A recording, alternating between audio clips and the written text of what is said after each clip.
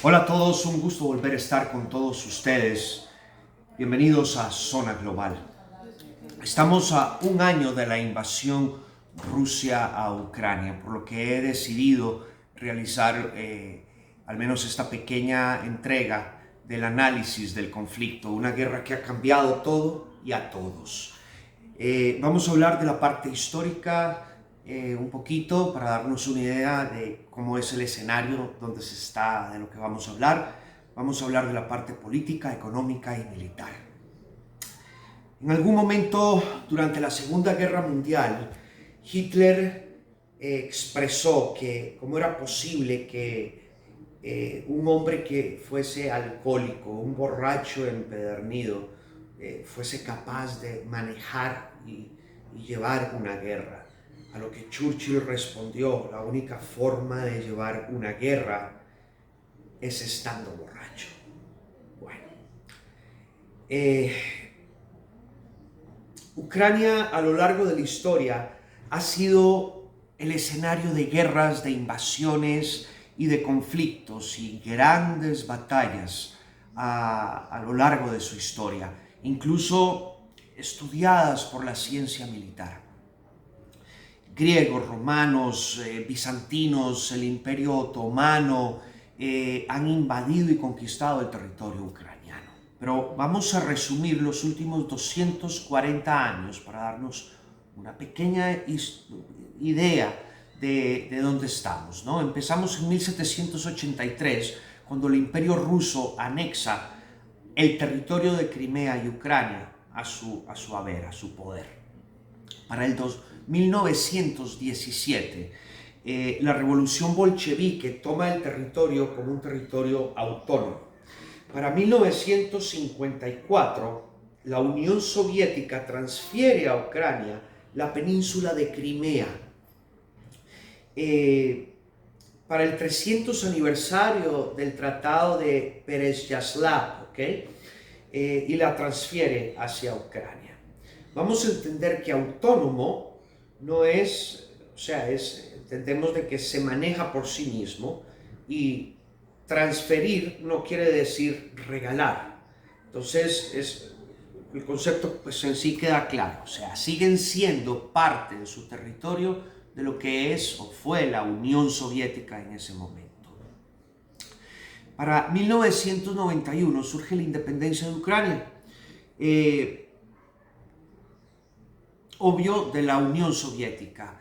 La Unión Rusa Socialista Soviética pues se desmembra en diferentes países que eran independientes y soberanos antes de la Segunda Guerra Mundial y que se anexaron a la Unión Soviética después de la Segunda Guerra Mundial.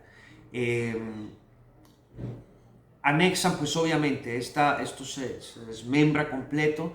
Se deshace todo lo que es el Pacto de Varsovia, se cae el muro de Berlín y entramos a la era de lo que conocemos en los últimos años como Rusia. Pero 6 años después, 1997, todavía el puerto de Sebastol era usado y manejado por la flota rusa, o sea, lo que era la flota o la exflota soviética. Para aquel momento, pues obviamente siempre ha habido una relación estrecha de ambos países, ¿no? Para el 2014, dentro del marco de una corrupción gubernamental desmedida, el presidente Yanukovych es derrocado con unas manifestaciones violentas en Kiev y en prácticamente todo el país, que empezaron en noviembre del 2013. Debido a la suspensión de los tratados económicos con la Unión Europea y los tratados militares que venían con la OTAN. Recordemos que Yanukovych era prorruso y tenía una ascendencia, según entiendo, prorrusa. Y se va hacia el lado ruso, y esto es lo que causa la efervescencia dentro del país y obviamente termina con la caída de Yanukovych, que en el 2014 se exilia en Rusia y todavía sigue exiliado, y de hecho entiendo está siendo todavía buscado por las autoridades internacionales por, no sé, muertes de protestantes, corrupción, malversación de fondos, etc. A esto se le llamó Euromaidán, fue un movimiento que se le denominó de esta manera. Pero bien, básicamente esto genera prácticamente de inmediato que Rusia entre a la península de Crimea, o sea, lo que conocemos como la primera invasión rusa a Crimea, y se apodera de ella, y obviamente va tomando influencias sobre las zonas del Donbass y de Luhansk, ¿no? Esta corrupción que ha venido caracterizando a Ucrania ha salpicado hasta la Casa Blanca. Lo vimos con el famoso computador de Hunter Biden, el hijo del presidente Biden, y obviamente la relación que ha tenido en sus negocios con Rusia y con la misma Ucrania. Algo complicado en sí, ¿no? Para todos, ¿no? Sobre todo nosotros que somos norteamericanos, ¿no? En fin, para el 2015 Rusia y Ucrania firman un acuerdo que fueron los acuerdos de Minsk, el Minsk II, y esto es algo así como paramos el conflicto y mantenemos una guerra, un conflicto estático, no hay movimiento, ¿no? Entre el gobierno ucraniano y la parte separatista del Donbass. Ya para entonces Crimea está bajo el poder netamente ruso. ¿Por qué Rusia tiene tanto interés en lo que es Crimea, la península de Crimea? La península de Crimea es una parte, un punto estratégico, sobre todo para manejar todo hacia el mar y mantener un control sobre el mar de Azov, ¿no? Vemos que, yo recuerdo esto para enero 8 del 2022, como más o menos un mes y medio antes, Bloomberg saca un reporte en donde expresa, pues saca a la luz un poco más ampliamente lo que fue o ha sido la corrupción dentro del gobierno ucraniano, e incluso dentro de este mismo reportaje informa que ya se habían entregado las jabalinas, el arma, el Javelin, el arma antitanque de fabricación norteamericana. Y obviamente ya creo que ya en ese momento ya muchos puntos a nivel mundial sabían que venía una invasión, mejor dicho, una segunda invasión de Rusia hacia Ucrania. Febrero 24, 2022, hoy hace un año, Rusia invade por segunda vez Ucrania. En aquel momento, uno de los puntos en los cuales Vladimir Putin justifica su invasión es la expansión de la OTAN hacia el este del continente, ¿no? En otras palabras, empujando todo el poderío de la Organización Tratado Atlántico Norte hacia Rusia. Recordemos que esta organización, o sea, la OTAN, conocida en sus siglas NATO en inglés, quiere decir Organización Tratado Atlántico Norte, y fue creada específica y únicamente para contrarrestar, defenderse y atacar a la Unión Rusa Socialista Soviética de aquel momento, y obviamente a sus aliados del Pacto de Varsovia. La OTAN no fue creada para ayudar a nadie, no fue creada para dar conceptos diplomáticos, ni mucho menos. Aquí yo estoy, este es mi prompter, ¿ok? Yo voy haciendo esto por escrito, voy buscando toda una información que pues obviamente es imposible podérsela saber de memoria dentro de lo que es un resumen corto, ¿no? Conozco la historia, conozco los conceptos, pero para llevar todo un orden a veces es un poco complicado. Este es mi prompter. Acá tenemos mandatoriamente, ya en este punto, que retroceder, regresarnos a 1990. Esta parte es muy importante, porque para mí devela cómo las manos que van moviendo esos poderes a nivel mundial es reflejado en esto que les voy a decir. Y obviamente estos poderes llevan a grandes guerras como la que estamos viviendo. En 1990, no sé pronunciarlo en polaco, pero su nombre de este señor es Zbigniew Barezinski. Es un hombre muy interesante dentro de lo que es la historia y este pedacito de lo que vivimos de guerra, ¿no? Y obviamente a nivel internacional. ¿Quién es este señor? Fue la 9ª persona en ocupar el puesto como asesor de seguridad nacional de los Estados Unidos. Este señor en 1990, probablemente años antes, hablemos de cuántos años antes, 88, 89, 90, del siglo pasado, formuló la estrategia de un Estado independiente de Ucrania. Escuchen muy bien, formuló la estrategia para la independencia de Ucrania con el fin de proveer un resurgimiento del imperio ruso. O sea, en otras palabras, para hacerlo más fácil, promovemos la independencia de Ucrania para evitar que Rusia vuelva a renacer y convertirlo en un gran imperio, promoviendo así una integración a su vez de Rusia a Occidente. Fue lo que vimos a través de muchísimos años, los últimos 30 años de vida, de todos nosotros. Una Rusia pegada más a Occidente, con características de apertura. Tuvimos un mundial que fue muy bonito, todo el mundo ilusionado con Rusia. Conocimos Rusia a través del mundial, muchos de nosotros. Y vimos una cara distinta de lo que era Rusia socialista soviética y lo que era Rusia en los últimos años. Y obviamente esto dentro del marco de la geopolítica pluralista mundial. Este señor desarrolla también el plan de expansión de la OTAN hacia el Oriente, y esto nos trajo lo que fue la guerra en los Balcanes, la antigua Yugoslavia, que por razones A o B entran en conflicto, los hilos, y entramos en lo que se conoció como la guerra del Báltico. Se desintegra Yugoslavia, que era un país poderoso, y se separa, entiendo que en 5 diferentes países, de los cuales, ojo qué interesante, de los cuales 3 de ellos hoy día son parte del Tratado Atlántico Norte.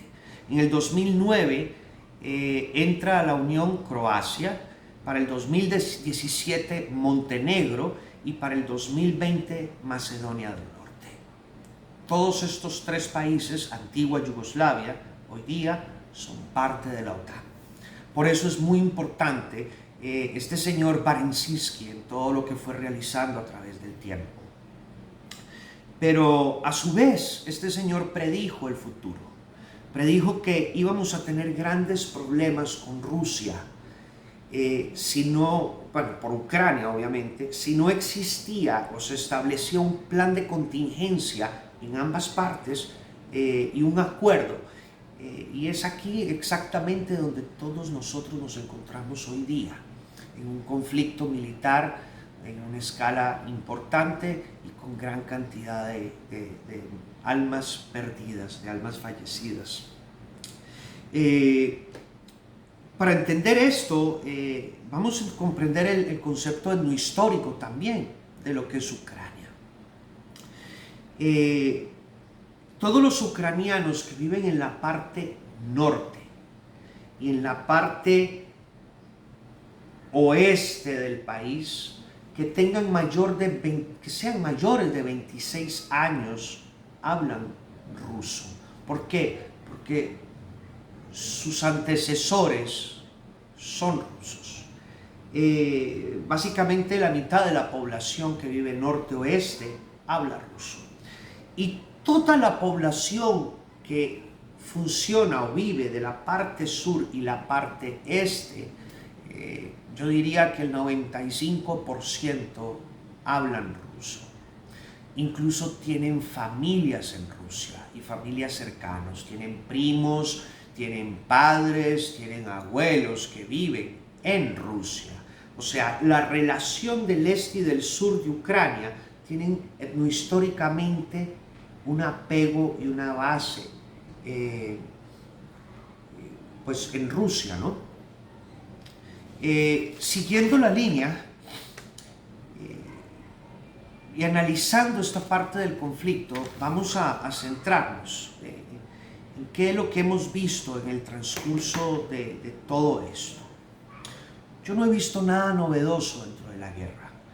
Incluso he visto un retroceso en el campo militar, ¿no? Aquí ni siquiera estamos viendo una guerra que pueda ser la Segunda Guerra Mundial. No.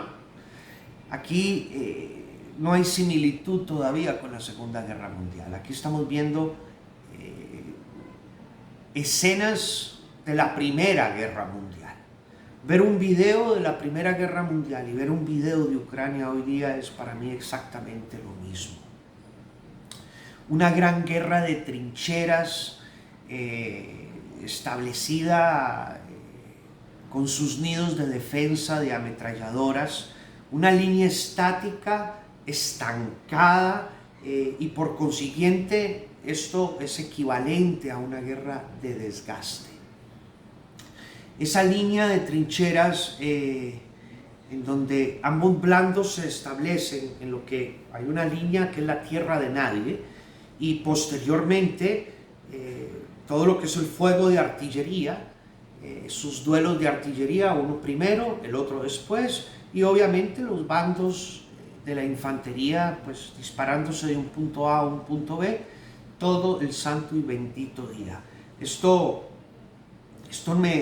nos recordaría en término militar a la gran línea, ¿no? Lo que conocimos como la línea de Hindenburg, que fue hecha entre Francia y Alemania en la Primera Guerra Mundial para la defensa de ambos países. Y era una línea, me acuerdo lo que fue el Frente Oriental, y era una línea de 160 kilómetros. Esto me acuerdo de lo que he podido medio estudiar, ¿no? Y realmente de ahí no pasaron, o sea, un día caminaban una trinchera para acá, al otro día retrocedían para allá, y así fueron dando el concepto. O sea, que vimos lo típico de una guerra de trincheras, el pie de trinchera, una guarnición sólida, una guarnición ligera, dentro de lo que es la parte defensiva, con limitaciones de asistencia logística, con limitaciones muy grandes en lo que es el campo médico, y pues la mitad de los hombres con un problema de barro en todo su cuerpo que no hay cómo vivir allá adentro, la verdad. Pero bueno, ¿qué más he visto? He visto un armamento viejo, un armamento obsoleto de ambas partes, no solo de una, de ambas partes. Percibo que Rusia se ha deshecho de todo el inventario viejo que han tenido. He visto pasar tanques que tienen 50 años de vida o más. Incluso vi videos a donde una ametralladora de la Primera Guerra Mundial usada por los ucranianos, y yo decía, Dios mío, esta ametralladora todavía sirve, y sí sirve, señores. Creo que ambas partes se están deshaciendo de su armamento viejo. Aquí no hemos visto nada trascendental ni nada diferente en estrategias militares ni en armamento nuevo o probado. Lo único novedoso que hemos visto acá han sido los drones. Unos drones que detectan al enemigo, detectan sus posiciones y facilitan, digamos, la estrategia de artillería y al oficial de artillería para que pueda destruir los puestos de avanzada. ¿En qué condiciones entra Rusia a la guerra? ¿Cuál es el poderío que tiene Rusia militarmente para el 2021, antes de la invasión? Rusia entra bajo el rango, el sistema rankeado mundial, número 2, mientras que Ucrania es el número 22. un puesto que no es tan malo, teniendo en cuenta que son 230, 240, 230 países. Rusia tiene una capacidad de hombres, que incluyen las reservas y sus puntos paramilitares, de 1.355.000 hombres bajo el sistema de defensa ruso, mientras que Ucrania tiene 500.000. Tiene 722 casas, mientras que Ucrania tiene 69. Tiene 554 helicópteros de ataque, mientras que los ucranianos poseen solamente 34. Tanques 12.420 y blindados 30.122. Esta es la parte más importante, tanques y blindados. La parte ucraniana entra con 2.596 y 12.303 blindados. No es nada malo tampoco para un país como Ucrania. Dentro de las piezas de artillería, Rusia posee 7.574, mientras que los ucranianos 2.000. Esto no lo digo yo. Esto es parte de un análisis que hace el Global Firepower, donde analiza 55 factores diferentes para poder rankear los ejércitos a nivel mundial. Esto lo dice el Banco Mundial, que maneja el Producto Interno Bruto de cada país y lógicamente hace las estadísticas de cuánto ha sido destinado para el presupuesto militar anual. Esto lo dice el Instituto Internacional de Investigación para la Paz de Estocolmo. Muy bien, entendido este pedacito, estamos hablando que Rusia posee, antes de la guerra, 42.542 vehículos blindados. Rusia en ese momento invierte el 4% del presupuesto de defensa.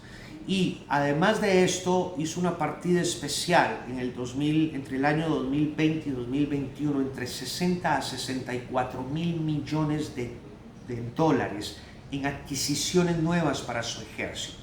Y esto nos daría, en términos de adquisición absoluta, el doble de lo que invirtió, oigan bien, Francia, Alemania y el Reino Unido juntos. Aquí resaltan tres conceptos interesantes. El primero, veamos los comentarios y los análisis hechos de todas las cadenas noticiosas, blogueros, canales de YouTube, incluso de militares y analistas de alto rango. Aquí lo que han dicho es que Rusia está disminuido en un 90% de su capacidad militar, está desesperada y que militarmente está limitada y acabada. Yo discrepo absoluta y rotundamente de esto. En algunas partes hablan de que Rusia perdió 4.000 blindados, esto incluye tanques de combate y blindados. En otras partes hablan de 7.022. Las cifras obviamente no las vamos a conocer ninguno, nadie las conoce. Yo no creo que exista nadie que tenga un récord exacto, preciso y contundente de decir este es el número de pérdidas que hay en este momento. En fin, creo que no existe nadie, porque no creo que ningún país primero lo diga y segundo lo acepte. Quisiera hacer aquí la diferencia de que aquellos que no conocen el campo militar es muy diferente. Un Main Battle Tank, el Main Battle Tank es el tanque primario de ataque, a diferencia de un FB, que es un Armored Fighter Vehicle, un vehículo armado de combate. Y muy diferente es el transporte de tropa blindado. Y hay diferencia entre los tres. Pero llamémosle blindados en una generalidad por el video, ¿no?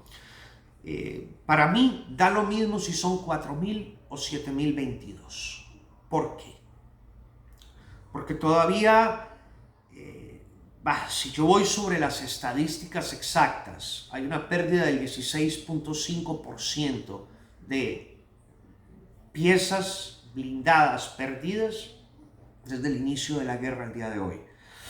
Esto me daría que todavía Rusia posee cerca de 35.520 vehículos blindados, entre tanques de combate y lo demás.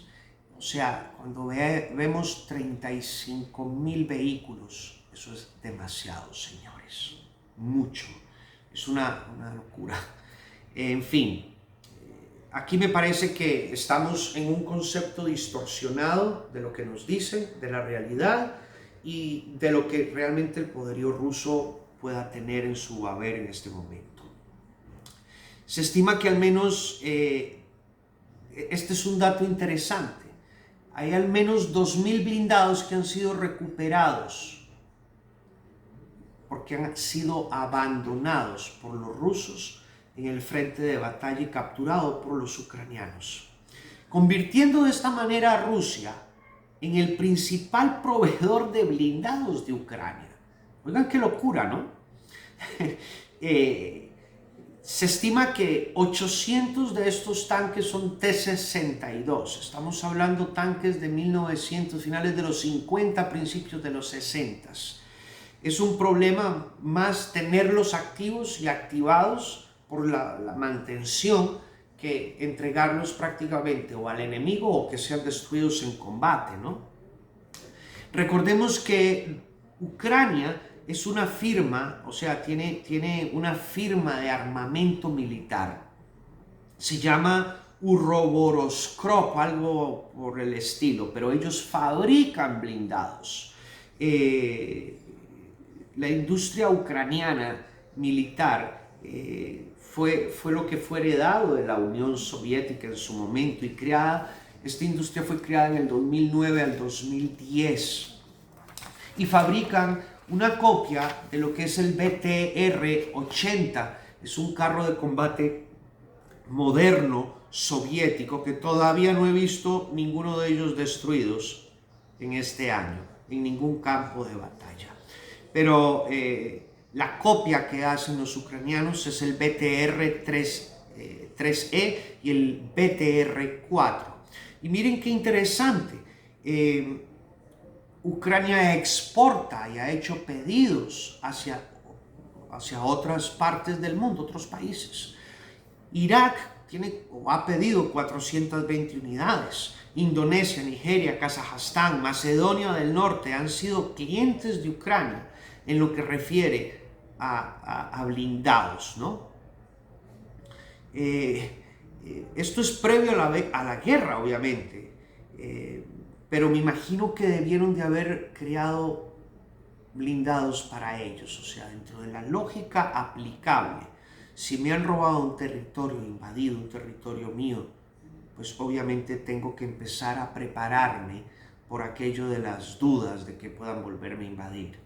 Pero no sé dónde quedó la industria militar que ha vendido X cantidad de blindados fuera de Ucrania y no se preocuparon por su parte interna. Deduzco que ese conflicto que hay, de ese vacío que existe dentro de lo que es la corrupción dentro de Ucrania, ha sido un pilar importante en este tipo de decisiones militares, ¿no? Voy a dejar hasta aquí. Llevo casi media hora de video. Quisiera no cansarlos, voy a parar hasta acá y voy a hacer una segunda parte. Así es que nos vemos para la próxima. Chao, chao.